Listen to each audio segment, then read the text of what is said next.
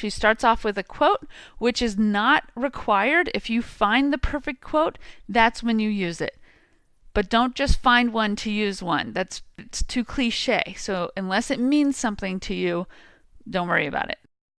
Let's read her reflective writing. I think about this concept often and try to act in ways that use my strengths to the world's advantage. I hope that my career is full of small animal medicine, entrepreneurship, and individual mentorship. But answering the question of what do you want to do has always been difficult for me. So let's take a minute to look at this paragraph. This is nice because it's telling the audience, I think about this. And there's a theme going on. Theme has these three aspects: the small animal medicine, entrepreneurship, and individual mentorship. And so I'm expecting now as a reader to see those three aspects within her goals. And we'll see if she delivers on that. Then she mentions, but answering the question of what do you want to do has always been difficult for me. This is not a bad thing to state. In fact, this is actually a good thing to state if it's difficult for you, because what it's letting people know is that I'm always going to ask myself this. As I change, the answer to this changes, and it's not solid and concrete. It's evolving. And that's great to let them know this. Okay, so let's look at the professional goals that she lists. She has 4, which is a pretty good number. It's a good balance. You don't want too few or too many. The first goal, first of all, becoming a highly proficient small animal practitioner. This is great because she's already on her road to working on this because she is a veterinarian working in Raleigh, North Carolina. Next one, later. Owning a successful business that provides happy and fulfilling jobs to hardworking people and promotes the human-animal bond. Now, she could have just stopped at owning a successful business in the field, but she reflected more on it and asked herself, well, what is a successful business? She has a general answer, which is a business that provides happy and fulfilling jobs. And her second answer to the question is more field related. A successful business in her field promotes the human-animal bond. Now, she even goes further and says provides happy and fulfilling jobs to who? Well, to hardworking people. So she's identifying one of her values is hardworking. She values hardworking people, and she herself is hardworking. So that was a great goal that gave insight into who she is. So something you may want to consider when you're writing your goals is to expand beyond just the short, I want to do this, I want to do that, I want to do this, and expand it, kind of give people a little more why. What do you value? Okay, moving on. Third goal, serving as a mentor to pre-veterinary students, veterinarian students, and or new graduates. This is a must.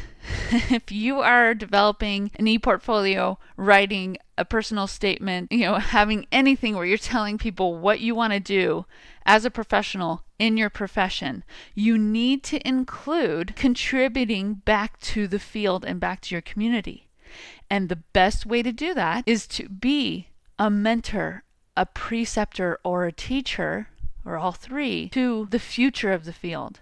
So I always tell all the students that I advise, include this statement.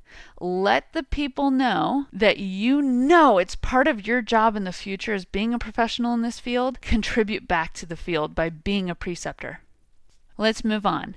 The last one, developing my skills and interests in ultrasound, cytology, oncology, surgery, and physical therapy. Notice that she didn't pick just one specialty. This is something I notice a lot of dietetic students do. They come to me and pick one. Do I have to just be an expert in one? And it's like, well, no. You have a whole career ahead of you.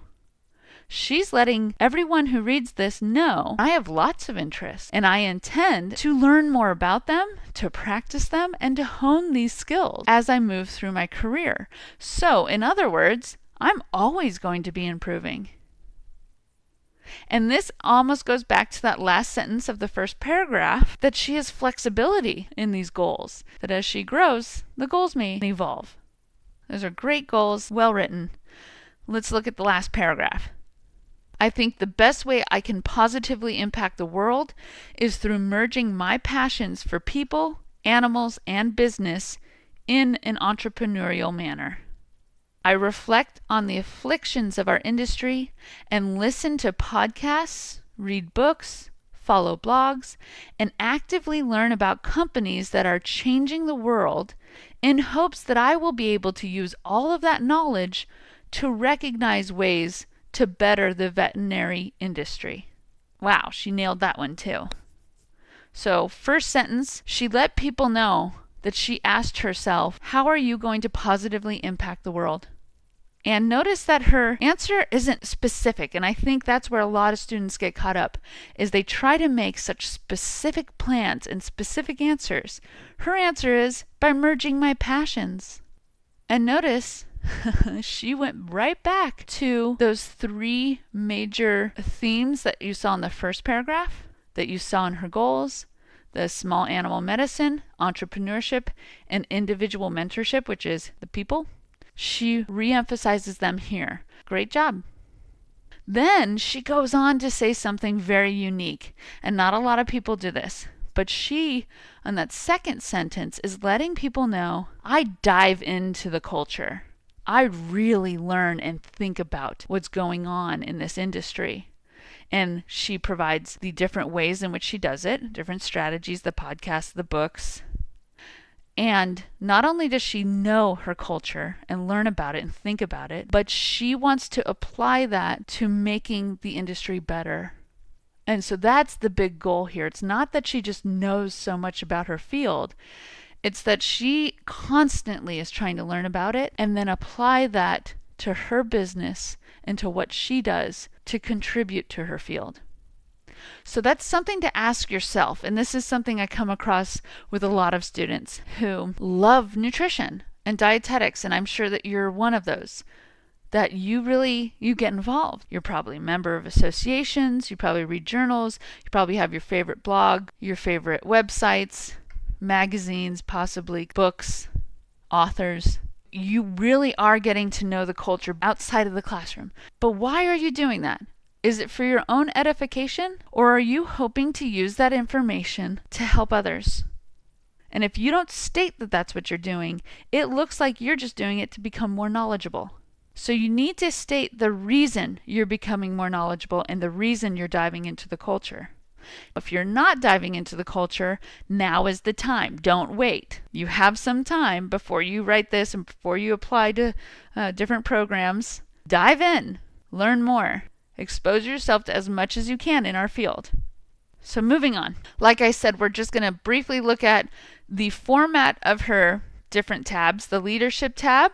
When you go through this, I want you to ask yourself, what questions did she ask herself? Why did she organize this in the manner that she did? What information is she providing? What artifacts is she providing? Now look at her experience page. You can see these have different formats. She has a lot of experience. So she changed the way in which she writes about these. Let's show you the student externships. Notice she has many. She introduces all of them.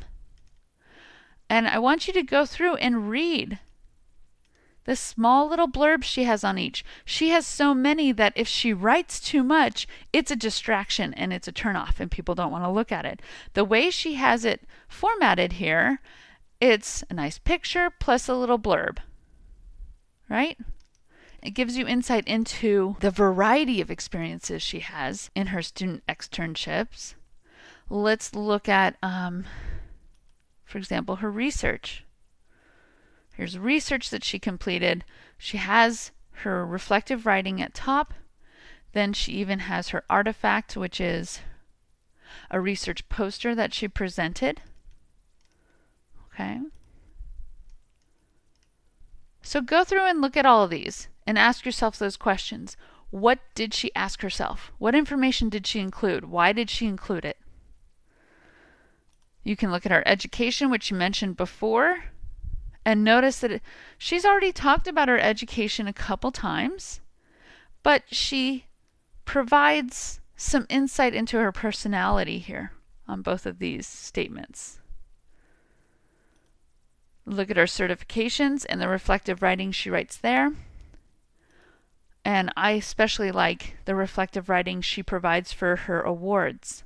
You're also more than welcome to go to any of the examples that are provided in the lecture, all those links. And Auburn University also, on their ePortfolio project webpage, has a list of different examples.